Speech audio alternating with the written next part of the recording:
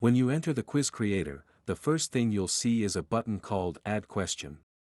Click it, it's your start line for making a fun quiz. A basic template will show up. It's for single answer questions. But we're making a multiple text boxes question, so we need to tweak some stuff. Find a menu called Question Type, and choose Multiple Text Boxes.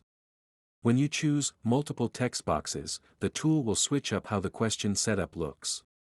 Instead of one place for an answer, you'll get 4 slots for labels and answers. They're specially made for the Multiple Text Boxes questions. Next up, type your question in the box that says, Enter your question here 0. This is your space, so type in your own question. Do the same for the label and answer boxes. Fill them in with the labels you want your students to answer. Now, let's jazz things up. There's a cool thing called the Question/Options editor. Turn it on and you can add things like pictures to your questions or answers. For the multiple text boxes questions, the tool does a special thing. It turns on the Score Individual Option feature on its own. So, you can give different points for different labels as they all have unique answers. There's a hidden spot called the Answer Information button. Only you and the tool can see what you type there.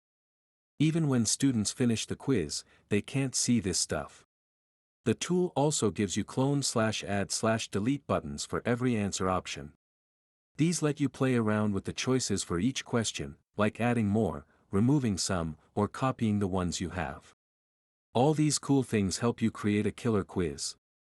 You can add pictures, media, different points, teacher's notes, and more. Plus, with the option to clone, add, or delete, this tool is super flexible and easy to use. Don't forget to save your work often so you don't lose anything. It's also a good idea to review your quiz before you show it to students.